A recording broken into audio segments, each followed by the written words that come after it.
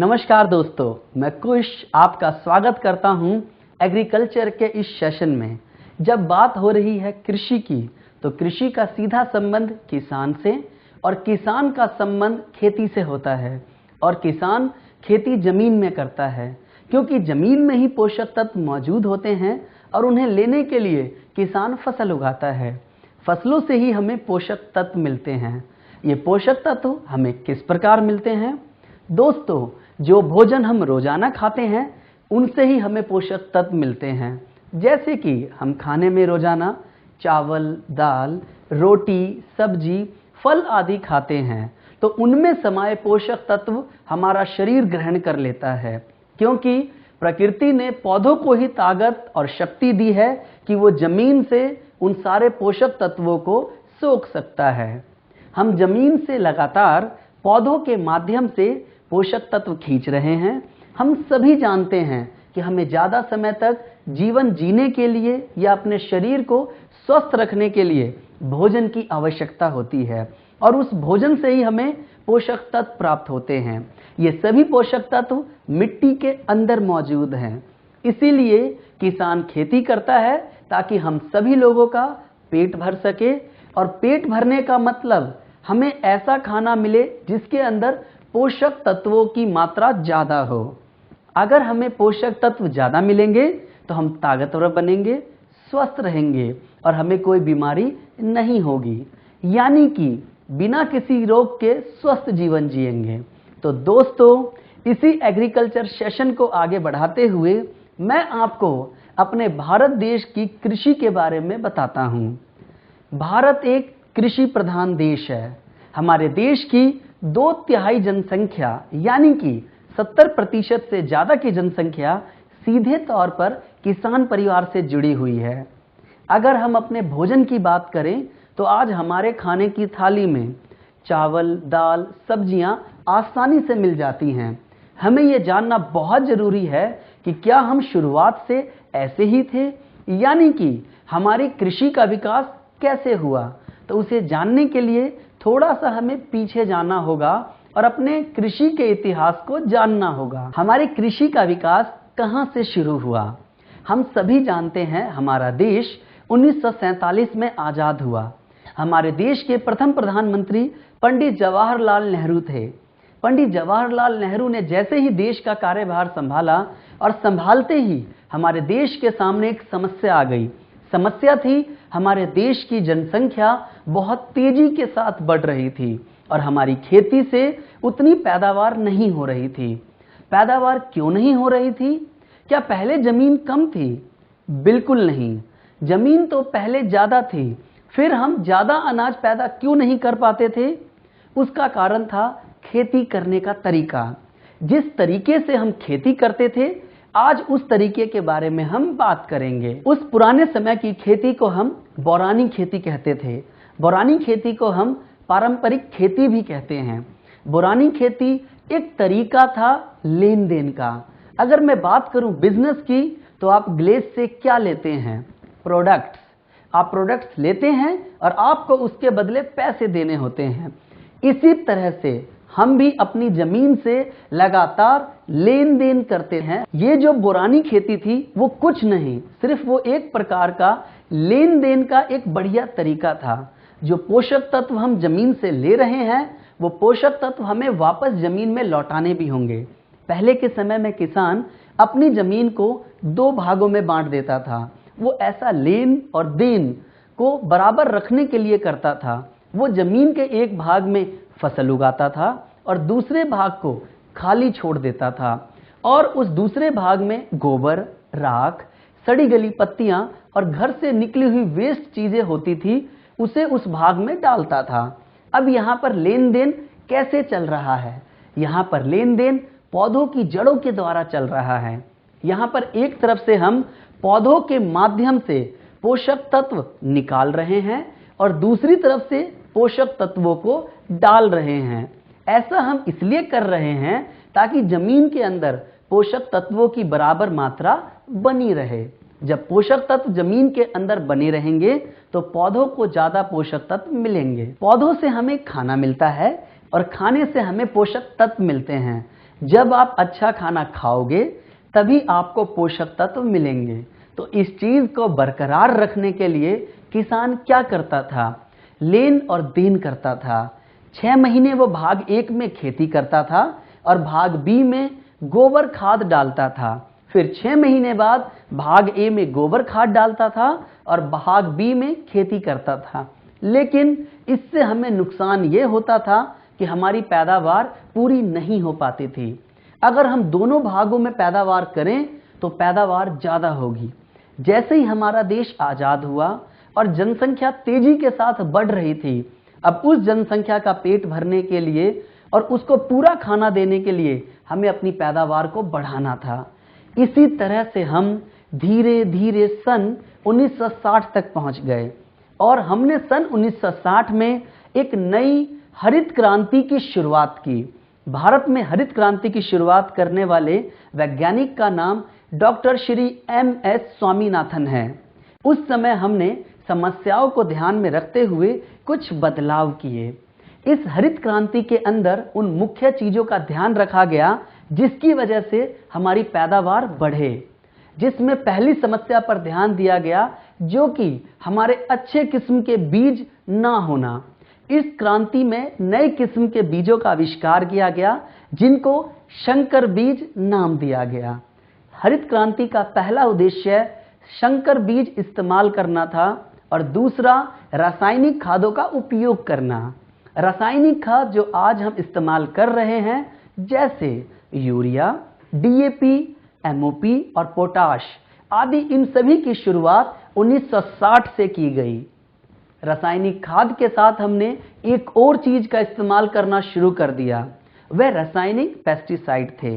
रासायनिक पेस्टिसाइड का मतलब कीटनाशक यानी कि जहर, क्योंकि हमें फसल को पैदा करने के साथ साथ उसे बीमारियों से भी बचाना जरूरी होता है। हरित क्रांति का तीसरा उद्देश्य नहर नालों का विकास करना था। पानी के लिए नहरों का विकास किया गया, नाले बनाए गए, सरकारी ट्यूबवेल लगाए गए। अपनी फसलों की पैदावार बढ़ाने के लिए हमने उनका उपयोग करना शुरू किया। जैसे ही हम उनको उपयोग में लाए तो हमारी पैदावार बढ़ने लगी। जब हमारी पैदावार बढ़ने लगी तो हम धीरे धीरे इस रासायनिक खाद और पेस्टिसाइड्स का इस्तेमाल बढ़ाने लगे। लेकिन हमने यूरिया का ज़्यादा इस्तेमाल करना शुरू कर दिया जो कि एक रासायनिक है। DAP, MOP आदि चीज़ों का इस्तेमाल करना शुरू कर दिया और धीरे धीरे आज हमने उसकी मात्रा इतनी बढ़ा दी कि एक ही केमिकल का बार बार इस्तेमाल करने से जमीन के पोषक तत्वों की कमी होने लगी है। ये समस्या शायद हमारे किसानों को पूरा ज्ञान न मिल पाने की वजह से आई। उन्होंने ज़्यादा पैदावार के लालच में इसका ज़्यादा उपयोग करना शुरू कर दिया। अब उसका असर हमारी जमीन पर दिखने लगा। केमिकल के ज़्यादा प्रयोग के कारण जमीन पर असर पड़ने लगा और हमें बीमारियां लगने लगी। हमें बीमारियां क्यों लगने लगी? क्योंकि हमारे अंदर रोगों से लड़ने की क्षमता कम होने लगी, क्योंकि हमें जो खाना मिल रहा है उसके अंदर पोषक तत्वों की कमी हो रही है। इस नए तरीके से हम लेन देन के पुराने रिश्ते को भूल गए। हम ज़्यादा पैदावार के लालच में आ गए और हमने सिर्फ लेना ही चालू रखा। अगर किसी भी चीज़ को थोड़ा थोड़ा भी निकालते रहेंगे वह एक दिन समाप्त हो जाएगी। तो यही कारण है कि जमीन के अंदर जो पोषक तत्वों की भरमार थी वो धीरे धीरे समाप्त होने लगी और उसका असर इंसान पर दिखने लगा। जब हमने रसायन का प्रयोग ज़्यादा किया तो पौधों में भी उसका प्रभाव दिखने लगा। हम खाने में पौधों के फल, जड़, पत्तियां, फूल यही सब चीज़ें खाते हैं। पौधों के अंदर भी केमिकल की मात्रा बढ़ने लगी और ये सभी केमिकल आज हमें मिल रहे हैं। भारतीय खेती में अगर चुनौती की बात करें तो सबसे पहली चुनौती प्राकृतिक संसाधनों के बढ़ने के कारण हमें कम जमीन पर ज़्यादा पैदावार करने को मजबूर होना पड़ रहा है। साथ ही चुनौती यह भी है कि हम जमीन पर केमिकल और पेस्टिसाइड डाल रहे हैं जिससे जमीन बंजर होती जा रही है। हमारी जनसंख्या बढ़ रही है और हमारी जमीन घटती जा रही है। अब उस घटती हुई जमीन से बढ़ते हुए पेटों की पूर्ति करना हमारे सामने चुनौती बन गई है। विश्व स्तरीय फल और सब्जी उगाने से अभिप्राय है कि जिसमें रासायनिक केमिकल का इस्तेमाल 2% से ज़्यादा ना हुआ हो, यानी कि हम जब स्प्रे करते हैं तो उसमें 2% से ज़्यादा रासायनिक ना हो। लेकिन अगर हम आज शाम को स्प्रे करते हैं और अगली सुबह वो फल सब्जी मार्केट में बेच दी जाती है और उस फल सब्जी में उस जहर का असर बना रहता है। आज का किसान परेशान है क्योंकि उत्पादन में बहुत अधिक निवेश हो रहा है। उर्वरक यानी जो यूरिया या डीएपी लगाया जाता है उनकी बहुत अधिक खपत का होना। अगर मैं 1960 की बात करूं तो इस समय उर्वरक अधिक डालना पड़ रहा है। आज लोग 40 किलोग्राम का एक बैग 1 बीघा जमीन में इस्तेमाल कर लेते हैं।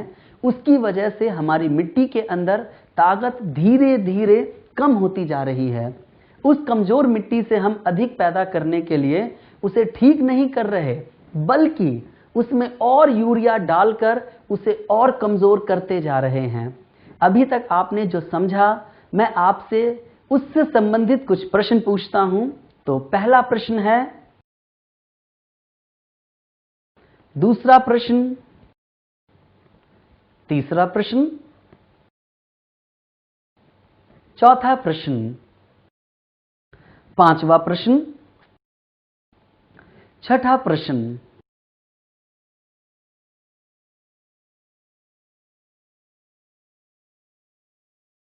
किसान की अगली परेशानी है फसलों में रोगों का ज्यादा होना। पहले के मुकाबले आज फसलों में बहुत ज्यादा बीमारियां आने लगी हैं। उदाहरण के लिए कपास यानी कि रुई के अंदर इतना कीड़ा लगने लगा है, किसान उसको रोकने के लिए केमिकल इस्तेमाल करते हैं। एक बार केमिकल डालते हैं, 2 बार केमिकल डालते हैं, 3 बार केमिकल डालते हैं और वही केमिकल उन कीड़ों पर असर नहीं कर रहा है। अब इस समस्या का हल कहां से मिलेगा? कैसे उस फसल को कीड़ों से बचाया जा सके? क्या लगातार केमिकल की मात्रा को बढ़ाते रहना चाहिए? क्या इसका कोई समाधान है? जी हां, हमारे गैल्वे कृषम के बायो प्रोडक्ट से इसका समाधान संभव है। अगली परेशानी है मिट्टी के अंदर नमी का कम होना। हमारे किसान के सबसे अच्छे मित्र केचुए का कम हो जाना। केचुआ मिट्टी को ऊपर नीचे यानी कि भुरभुरा बनाता है। ये मिट्टी के अंदर नली बना देता है। ये एक तरफ से अंदर जाता है और दूसरी तरफ से बाहर निकल आता है। जब मिट्टी के अंदर छोटी छोटी नलियां बन जाती हैं तो उसके द्वारा हमारी जमीन में हवा, सूर्य की रोशनी जाती है और पानी भी गहराई तक जाता है। हमने जमीन पर इतना ज्यादा केमिकल इस्तेमाल किया जिससे कि वे केचुए मर गए। अब वो नलियां बननी बंद हो गई क्योंकि उन्हें बनाने वाला ही नहीं है। अब जब वो छोटे छोटे छेद नहीं बनते जिससे पानी अंदर नहीं जा पाता, अब पानी जल्दी भाप बनकर उड़ जाता है। इसीलिए जमीन के अंदर नमी ज्यादा दिनों तक नहीं रहती है। इसीलिए किसान को बार बार जमीन में पानी देना पड़ता है। अब 50 साल बाद हमारी समझ में आया, अगर हम इसी तरीके से खेती करते रहे तो आने वाले समय में हमारी जमीनें बंजर होंगी जिसमें हम पैदावार नहीं कर सकेंगे। तो क्या इसको सुधारा जा सकता है? जी हां, सुधारा जा सकता है गैल्वे कृषम के बायो प्रोडक्ट से। मृदा की स्वास्थ्य गुणवत्ता का कम होना किसानों की अगली परेशानी है। स्वस्थ मिट्टी का पीएच मान 6.5 से 7 के बीच में होता है।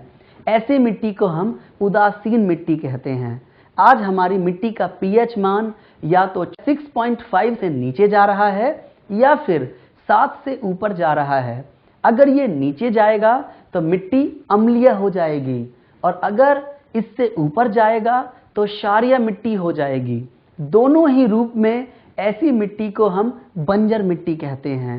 ये ज्यादा मात्रा में रासायनिक उर्वरक, पेस्टिसाइड डालने से हो रहा है। उदाहरण, आप लोग सब्जी बनाते हैं, सब्जी में नमक डालते हैं। अगर वो नमक ज्यादा हो जाए तो क्या होगा? सब्जी बेस्वाद हो जाएगी। और अगर उस सब्जी में नमक कम हो जाए तो क्या होगा? तब भी सब्जी बेस्वाद हो जाएगी। इसी प्रकार मिट्टी का भी पीएच मान सामान्य रहना जरूरी होता है। अगर मिट्टी का पीएच मान सही रहेगा और केमिकल की मात्रा कम रहेगी, तो उसके साथ साथ लाखों करोड़ों मित्र जीवाणु थे जो कि किसान के लिए मुफ्त में काम करते रहते थे, लेकिन आज वो काम नहीं करते हैं, जिनका काम सिर्फ मिट्टी को उपजाऊ बनाना, मिट्टी को नम बनाना और मिट्टी की प्राकृतिक क्रियाओं को चलाते रहना था। लेकिन हमने उन्हें केमिकल डालकर नष्ट कर दिया। अगर हम मिट्टी को वो पुरानी ताकत फिर से देना चाहते हैं तो हमें उनको फिर से मिट्टी में वापस लेकर आना होगा। तो क्या उनको वापस अपनी मिट्टी में लाना संभव है? बिल्कुल संभव है, गैल्वे कृषि के बायो प्रोडक्ट्स के साथ। आगे हम केमिकल के बुरे प्रभावों के बारे में बात करते हैं। गेहूं की फसल की बात करें तो अगर किसान स्प्रे कर रहा है तो उसे पौधों में सबसे ज्यादा गेहूं के दाने चाहिए। वो सबसे ज्यादा स्प्रे गेहूं के दाने पर करेगा और इंसान ही उस गेहूं को खाने में सबसे ज्यादा इस्तेमाल करते हैं और सबसे ज्यादा जहर इंसान के अंदर जाएगा। उस फसल से जो भूसा तैयार होता है, उस भूसे का इस्तेमाल जानवरों को चारा खिलाने में किया जाता है। हमें पालतू जानवरों से दूध मिलता है और उस दूध में तो केमिकल है, क्योंकि हमने ही केमिकल मिले भूसे को जानवरों को खिलाया है। कुल मिलाकर देखा जाए तो केमिकल किसी न किसी रूप में हमारे अंदर पहुंच ही जाता है और बचा हुआ केमिकल मिट्टी में मिल जाता है और मिट्टी में मिला हुआ केमिकल भी घुलकर पानी में पहुंच जाता है। पानी के अंदर जो छोटे छोटे जीव हैं, जैसे मेढक, मछली आदि कई जीव इसके संपर्क में आते हैं तो ये केमिकल इनके अंदर चला जाता है और उस छोटे जीव को जो भी पक्षी या कोई अन्य जंतु ग्रहण करता है तो उसके अंदर भी ये केमिकल चला जाता है। इन केमिकल को परसिस्टिंग केमिकल कहते हैं, यानी कि पीढ़ी एकांतरण केमिकल। ऐसे केमिकल जो कि एक से दूसरे में, दूसरे से तीसरे में, तीसरे से चौथे में और लगातार आगे बढ़ते रहते हैं। अगर हम डीडीटी की बात करें तो एक बार मिट्टी में इस्तेमाल करने से अगले आने वाले 20 सालों तक इसका असर मिट्टी के अंदर बरकरार रहेगा। इस चक्र को गैल्वे कृषि के प्रोडक्ट के द्वारा तोड़ा जा सकता है। हम गैल्वे कृषि के प्रोडक्ट का अगर इस्तेमाल करना शुरू करें तो ये चक्र अपने आप ठीक हो जाएगा। आज जो हम इतना सारा केमिकल जो कि दूध, पानी और खाने से ले रहे हैं, तो हमारा आने वाला भविष्य भी केमिकल युक्त होगा। दोस्तों, आज का समय अगर हम देखें तो छोटी सी उम्र में ही हमें चश्मे लग जाते हैं, बाल पक जाते हैं और छोटे छोटे बच्चों को किडनी और दिल की परेशानी हो जाती है, अपंगता आने लगी है, क्योंकि उन्होंने जो खाना खाया है उसके अंदर पूरे पोषक तत्व नहीं हैं। क्या इसको दूर किया जा सकता है? बिल्कुल दोस्तों, किया जा सकता है और इसका तरीका है गैल्वे कृषि के बायो प्रोडक्ट से। अगर हम गैल्वे कृषि के बायो प्रोडक्ट का इस्तेमाल करें जो हानिकारक केमिकल रहित है, तो अपने भविष्य को सुधारने के लिए हमें अपनी खेती को भी बदलना होगा और आज ही रासायनिक खेती को छोड़कर हमें नई किस्म की खेती पर आना होगा। उस खेती का नाम जैविक खेती है और अगर दूसरे शब्दों में कहें तो गैल्वे कृषि की खेती। जैविक खेती उस खेती को कहते हैं जिसमें हानिकारक रासायनिक केमिकल का प्रयोग ना किया जाए तथा मित्र जीवाणुओं और प्राकृतिक उर्वरक के साथ जो खेती की जाए, उस विधि को हम जैविक खेती कहते हैं। तो इस मौके का फायदा हमें कहां से उठाना चाहिए? Glaze Trading India Private Limited के कृषि प्रोडक्ट से। दोस्तों, अब हम फसलों में आने वाली सामान्य बीमारियों की बात करते हैं। बीमारी का सिर्फ एक ही मतलब होता है और वो है नुकसान। इसी तरह से किसी फसल के अंदर कोई बीमारी लग जाए तो फसल में पौधों को नुकसान, पैदावार का नुकसान तथा किसान को पैसे का नुकसान और उसने जो लागत लगाई उसका भी नुकसान होता है। तो अगर फसल में कोई बीमारी लगती है तो उसे किसान को नुकसान ही होता है। पौधों में बीमारी भी पैदा करने वाला कोई जीव होता है जिसका नाम रोग कारक है।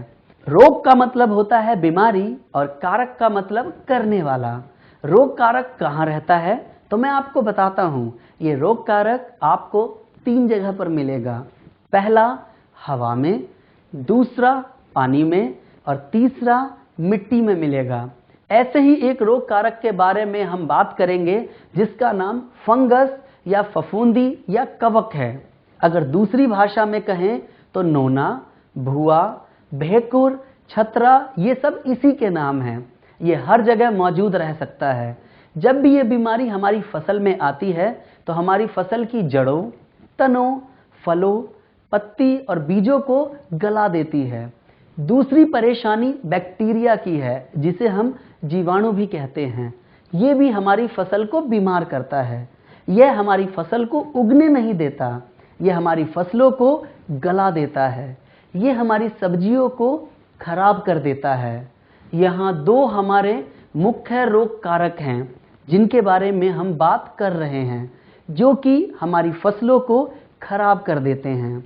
ये रोग कारक कहां से हमारी फसल को बीमार कर सकता है? सबसे पहला रोग कारक हमें मिट्टी के अंदर मिलेगा, दूसरा हमें बीज में मिलेगा, तीसरा हमारी फसल की जड़ों को खराब कर सकता है, चौथा तने को गला देगा, पांचवा हमारे पत्तों को खराब कर देता है, छठा हमारे फूलों और फलों को भी खराब कर देता है। यानी कि पौधों के सभी भागों में यह बीमारी पैदा कर सकता है। किसी भी बीमारी को रोकने के लिए दो तरीके हैं, एक होता है ट्रीटमेंट और दूसरा होता है मैनेजमेंट। आप क्या चाहते हैं, ये आपका निर्णय है। मैनेजमेंट और ट्रीटमेंट में क्या फर्क है? मैनेजमेंट बीमारी आने से पहले किया जाता है और ट्रीटमेंट को बीमारी आने के बाद किया जाता है। अगर हम मैनेजमेंट बीमारी आने से पहले करेंगे तो हमारी फसल को नुकसान नहीं झेलना पड़ेगा। अगर हम ट्रीटमेंट बीमारी आने के बाद करेंगे तब तक हमारी फसल में नुकसान हो जाएगा। तो मैनेजमेंट पहले ही करना पड़ेगा। इसीलिए जब भी आप किसी किसान के पास जाएं और उसकी फसल में कोई बीमारी नहीं लगी है, तब भी आप उसे अपने कृषम के बायो प्रोडक्ट इस्तेमाल करा सकते हैं। अब हम गैल्विक कृषम के बेहतरीन बायो प्रोडक्ट के बारे में जानेंगे। अगर हम इन गैल्विक कृषम के बायो प्रोडक्ट्स को इस्तेमाल करें तो हमारी फसल को क्या क्या फायदे होंगे? गैल्विक कृषम के बायो प्रोडक्ट्स पर्यावरण के अनुकूल हैं। गैल्विक कृषम प्रोडक्ट का इस्तेमाल अपनी जमीन या फसल में करते हैं तो इनका किसी पक्षी, जानवर या अन्य किसी जीव पर बुरा प्रभाव नहीं पड़ता। दूसरा फायदा कम लागत का है। हमारे प्रोडक्ट्स फसल से ज़्यादा मिट्टी पर काम करते हैं। जैसे कि उदाहरण के लिए, अगर एक माँ स्वस्थ होती है तो बच्चा भी स्वस्थ होता है। इसी तरह हमारी मिट्टी अगर स्वस्थ होगी तो हमारी फसल भी बेहतर होगी। गैल्विक कृषम के बायो प्रोडक्ट्स को आप सभी फसलों में उपयोग कर सकते हैं, सिर्फ मशरूम को छोड़कर।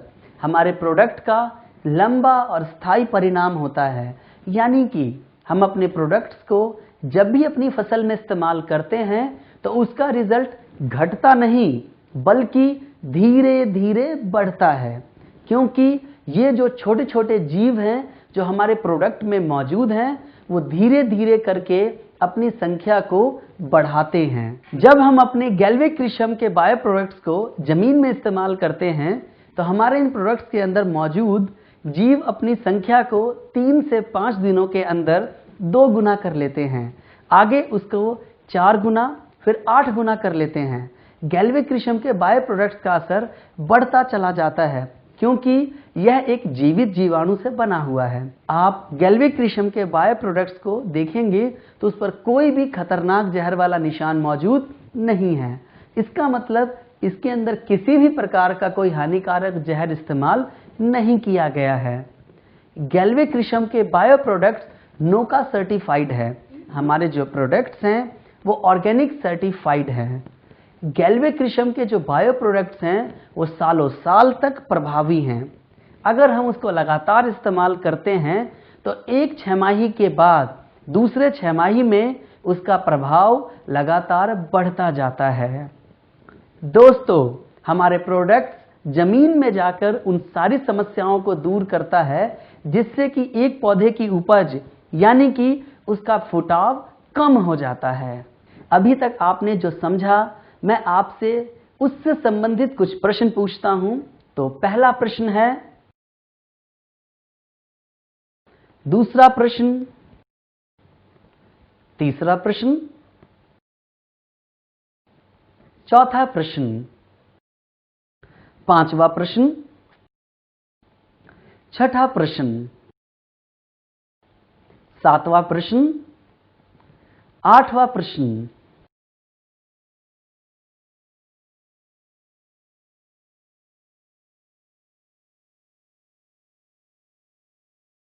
गैल्वेक्रिशम का पहला प्रोडक्ट जी डर्मा प्लस एक्सट्रीम कंट्रोल है। ये एक बेहतरीन प्रोडक्ट है जो कि 1 लीटर की बोतल में मौजूद है और यह फफूंदी की बीमारी को रोकने में सहायक है। जी डर्मा प्लस खुद भी एक शक्तिशाली फफूंदी से बना हुआ है। जी डर्मा प्लस यानी कि ट्राइकोडर्मा के फायदे के बारे में बात करें, हमारा ट्राइकोडर्मा एक प्रबल परजीवी है और एक शक्तिशाली फफूंदी है जो कि दूसरी फफूंदी जो बीमारी पैदा करती है उसका नाश करने में सहायक है। ये कई तरह के रोगों की रोकथाम करने में सहायक है, जैसे कि जड़ का रोग, बीज का रोग, मिट्टी जनित रोग, पत्ते का रोग, फलों का रोग, इन सभी की रोकथाम में यह सहायक है। जी डर्मा प्लस मिट्टी की उर्वरकता को बढ़ाता है, मिट्टी के पीएच स्तर को सामान्य रखने में मदद करता है। तो इस बेहतरीन प्रोडक्ट को कैसे इस्तेमाल किया जाता है उसके बारे में बात करेंगे। दोस्तों, इसकी उपचार विधि बहुत ही आसान और सरल है। मैं आपको सबसे पहले बीज पौध के उपचार के बारे में बताता हूँ। 10 मिलीलीटर जी डर्मा प्लस लेकर 1 लीटर पानी में घोलकर 1 किलोग्राम बीज को उसमें भिगो दें तथा उसे 30 मिनट तक भिगो कर रखें। इसके बाद उन बीजों को उसमें से निकाल लें और उसके बाद उसको छाया में सुखाएंगे। सुखाने के बाद अपनी जमीन में उसकी बुआई कर देंगे। बीज का आकार गेहूं या गेहूं से छोटा है तो हम पानी का इस्तेमाल नहीं करेंगे। मिर्च, प्याज, जीरा, गेहूं के बीज जैसे बीजों के अंदर हम पानी का इस्तेमाल नहीं करेंगे। उसके लिए सीधा हम 10 मिलीलीटर जी डर्मा प्लस लेंगे, 1 किलो बीज लेंगे और उसे मिला करके 30 मिनट तक रखेंगे। फिर उसको छाया में सुखाएंगे। छोटे छोटे टुकड़े जैसे गुलाब की टहनियाँ, गन्ने के टुकड़े, आम की टहनियों को हम कलम कहते हैं। चलिए दोस्तों, अब हम कलम सेट उपचार के बारे में बात करेंगे। इसके लिए 125 से 250 ml जी डर्मा प्लस लेंगे और 60 लीटर से 80 लीटर तक पानी लेंगे। उसको उसमें घोल लेंगे। उसके बाद 2 कुंतल गन्ने का बीज लेंगे, उसको 30 मिनट तक भिगो कर रखेंगे और भिगोने के बाद उसकी बुआई कर देंगे। उस घोल में से गन्ने को निकालने के बाद जो पानी बचेगा उसको ले जाकर उस गन्ने के खेत में छिड़काव कर देंगे। कलम सेट उपचार में जी डर्मा प्लस और पानी का घोल बनाने के लिए हम अपनी जमीन में ऐसा कोई कोना देखेंगे या पानी की जो नालियां होती हैं उस नाली में एक बांध लगाएंगे और फिर ठीक 1 मीटर के बाद दूसरा बांध लगाएंगे और उसमें 60 से 80 लीटर पानी को इकट्ठा कर देंगे। मिट्टी उपचार के लिए 100 ml जी डर्मा लेंगे और 10 किलोग्राम गोबर की खाद में मिलाएंगे। अगर आपके पास गोबर की खाद नहीं तो आप भुरभुरी मिट्टी इस्तेमाल में लाएंगे, यानी कि हल्की सूखी और हल्की गीली। अगर आपके पास मिट्टी भी नहीं तो आप राख का इस्तेमाल करें और आप चाहें तो वर्मी कंपोस्ट यानी केचुए की खाद में भी मिला सकते हैं और पौधों की जड़ों में बुरकाव करें। 1 लीटर की बोतल को आप 1 एकड़ में इस्तेमाल करेंगे। आपकी फसल बड़ी हो गई हो तो सीधा जड़ों में भी डाल सकते हैं। नोट करिए कि गोबर की खाद 1 साल पुरानी होनी चाहिए। अब मैं आपको बताता हूं स्प्रे करने की विधि। 5 मिलीलीटर से लेकर 7 मिलीलीटर तक, जो कि 5 मिलीलीटर से कम ना हो और 7 मिलीलीटर से ज्यादा ना हो, उसको 1 लीटर पानी के हिसाब से मिलाएंगे। दूसरी विधि, 150 लीटर पानी में 1 लीटर जी डर्मा को मिक्स करेंगे और 1 एकड़ में स्प्रे करेंगे। स्प्रे करने का सही समय सुबह या शाम है। तेज धूप या बरसात में कभी भी स्प्रे नहीं करना चाहिए। नारियल के पेड़ों में स्प्रे करना हो तो इसके लिए 10 से 12 मिलीलीटर जी डर्मा लेंगे और 1 लीटर पानी में इसे मिलाएंगे और उस पेड़ पर छिड़काव कर देंगे। एक बात का ध्यान रखें, एक बार बोतल को खोलने के बाद जी डर्मा प्लस को 10 दिनों के अंदर पूरी तरह से इस्तेमाल में ले लेना है। हमारे प्रोडक्ट की एक्सपायरी डेट 24 महीने तक की है। अभी तक आपने जो समझा, मैं आपसे उससे संबंधित कुछ प्रश्न पूछता हूं। तो पहला प्रश्न है, दूसरा प्रश्न, तीसरा प्रश्न,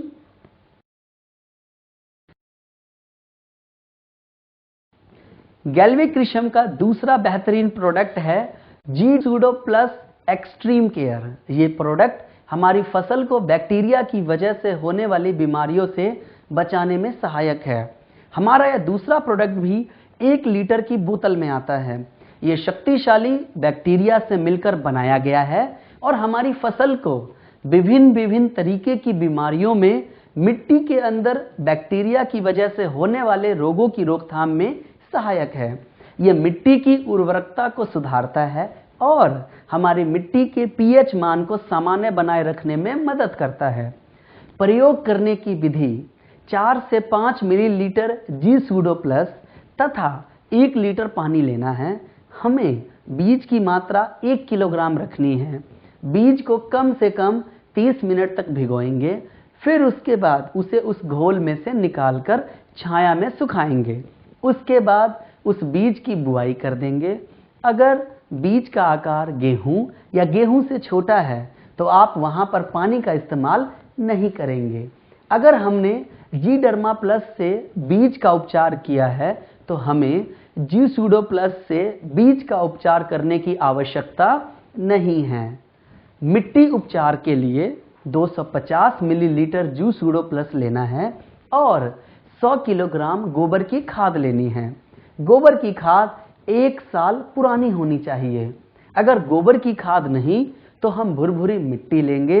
मिट्टी नहीं है तो हम राख का इस्तेमाल करेंगे। 1 लीटर के जी सूडो प्लस का इस्तेमाल हम 1 एकड़ में करेंगे और पौधों की जड़ों में बुरकाव करें। दोस्तों, स्प्रे करने की विधि, जी सूडो प्लस 2 मिलीलीटर से लेकर 7 मिलीलीटर यानी कि 2 मिलीलीटर से कम ना हो और 7 मिलीलीटर से ज़्यादा ना हो, उसको 1 लीटर पानी में मिलाकर स्प्रे करें। 150 लीटर पानी में 1 लीटर जी सूडो प्लस की बोतल घोलेंगे और 1 एकड़ में उसका स्प्रे करेंगे। किसान भाई अगर इसका दोबारा स्प्रे करना चाहते हैं तो 10 दिन के बाद दोबारा भी स्प्रे कर सकते हैं। जी सूडो प्लस वातावरण के अनुकूल है। मनुष्य, पशु पक्षी या जानवरों पर कोई बुरा प्रभाव नहीं डालता है। इसके बोतल की जो आयु है, अगर ये सील पैक है तो आप इसको 24 महीने तक रख सकते हैं। अगर हम प्रोडक्ट को एक बार खोल दें तो इसे 10 दिन के अंदर इस्तेमाल कर लेना चाहिए।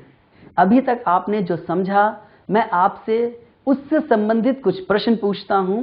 तो पहला प्रश्न है, दूसरा प्रश्न, तीसरा प्रश्न, चौथा प्रश्न, पांचवा प्रश्न, छठा प्रश्न।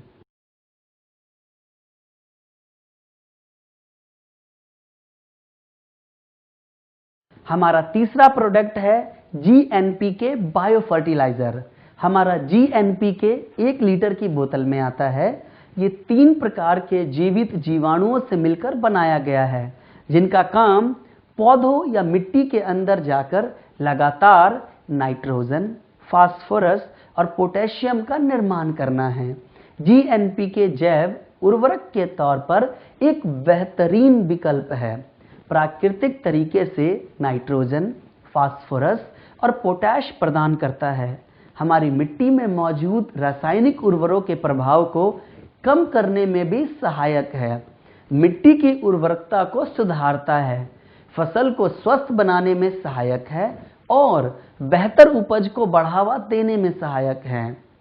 मिट्टी का उपचार ऐसे करना है कि 250 मिलीलीटर जीएनपीके लेंगे और 100 किलोग्राम गोबर की खाद लेंगे, जो कि 1 साल पुरानी होनी चाहिए। अगर गोबर की खाद नहीं तो राख लेंगे। राख नहीं है तो भुरभुरी मिट्टी लेंगे या वर्मी कंपोज यानी कि केचुए की खाद लेंगे। 1 लीटर की बोतल को हम 1 एकड़ में इस्तेमाल करेंगे। दूसरी, स्प्रे करने की विधि। स्प्रे के लिए 2 मिलीलीटर GNPK 1 लीटर पानी में घोलेंगे और उसका स्प्रे करेंगे, या 150 लीटर पानी के अंदर 1 लीटर GNPK को मिलाएंगे और उसका घोल बनाएंगे। इसको 1 एकड़ एरिया में इस्तेमाल करना है। स्प्रे करने का सही समय सुबह या शाम होता है। GNPK का एक्सपायरी डेट 24 महीने का होता है। प्रोडक्ट खोलने के बाद 10 दिन के अंदर हमें इसको इस्तेमाल कर लेना चाहिए। यह वातावरण के अनुकूल है। मनुष्य, पक्षी और जानवरों पर कोई बुरा प्रभाव नहीं डालता है।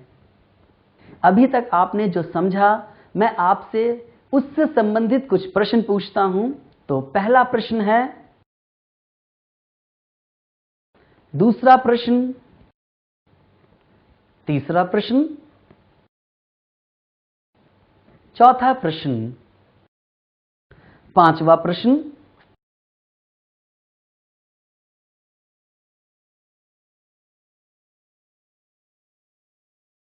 गैल्वेक्रिशम का अगला bio product GC extreme power है। यह प्रोडक्ट 10 किलोग्राम की एक बाल्टी में आता है, जो कि दानेदार प्रोडक्ट है। GC पावर, जिसमें C का मतलब समुद्र और पावर का मतलब ताकत, यानी कि एक ऐसी ताकत जो कि समुद्र से निकाली गई है। यह प्रोडक्ट पूरी तरह से बायो है। इसमें किसी भी प्रकार का हानिकारक रासायनिक केमिकल इस्तेमाल नहीं किया गया है।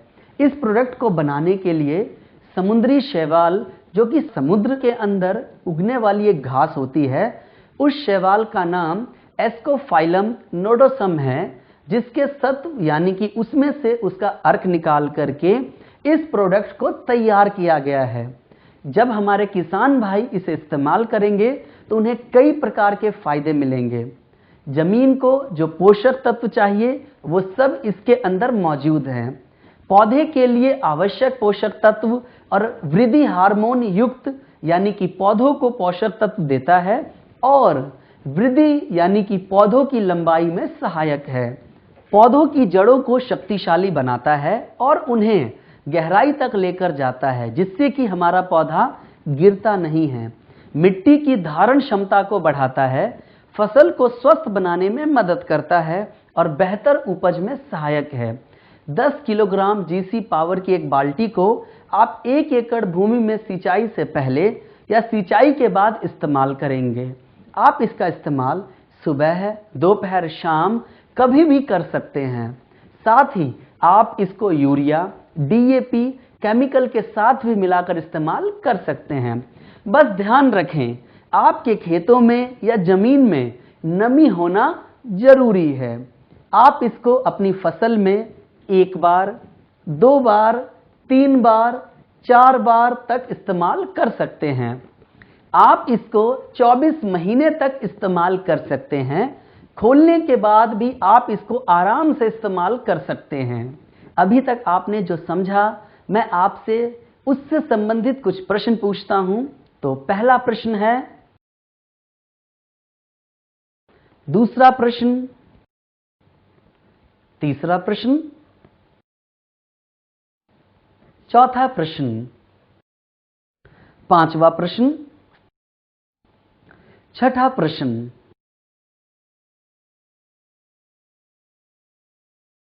अगला प्रोडक्ट, जिसका नाम जीवैम माइकोराइजा बायो फर्टिलाइजर है, जो कि 4 किलोग्राम के बैग में उपलब्ध है। यह एक बुनियादी बायो फर्टिलाइजर के आधार पर काम करता है। यह पौधों की जड़ों में सहजीवी की तरह वास करके उनके फैलाव को बढ़ाता है, जिससे पौधों को अधिक मात्रा में मिट्टी से पोषक तत्व प्राप्त होते हैं। यह मिट्टी की संरचना को सुधारता है, प्रकाश संश्लेषण को बढ़ाता है, सूक्ष्म तथा अति सूक्ष्म पोषक तत्वों को स्थानांतरित करता है। ये दानेदार प्रोडक्ट के रूप में मौजूद है। इस सहजीवी फफूंदी का कैरियर वेंटोनाइड सॉइल या ग्रेनुअल है। अब बात करते हैं कि इसको इस्तेमाल कैसे करना है। आप इसका इस्तेमाल कपास, गेहूं, धान, गन्ना, सरसों, प्याज, सभी सब्जियों तथा बागवानी वाली फसलों में 8 से 10 किलोग्राम प्रति एकड़ के हिसाब से प्रयोग करना है। अगर आपका इसका इस्तेमाल नर्सरी के लिए करना है तो 5 से 10 ग्राम प्रति पौधा के हिसाब से इसका इस्तेमाल करें। फूलों एवं फलों की बुआई के लिए 50 से 100 ग्राम प्रति पौधे के हिसाब से प्रयोग करें। आपको इस बात का ध्यान रखना है कि इस प्रोडक्ट की मात्रा का इस्तेमाल पेड़ पौधों के आकार के हिसाब से हो। जीवैम को रासायनिक उर्वरक के साथ भी मिलाकर इस्तेमाल किया जा सकता है। प्रोडक्ट को हमें 36 महीने के अंदर इस्तेमाल कर लेना चाहिए। अभी तक आपने जो समझा, मैं आपसे उससे संबंधित कुछ प्रश्न पूछता हूं। तो पहला प्रश्न है, दूसरा प्रश्न, तीसरा प्रश्न, चौथा प्रश्न, पांचवा प्रश्न,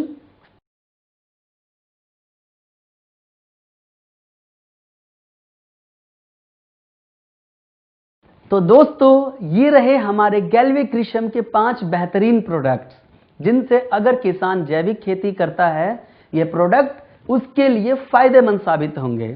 तो यहां पर दोस्तों आज का ये ट्रेनिंग सेशन खत्म होता है। धन्यवाद।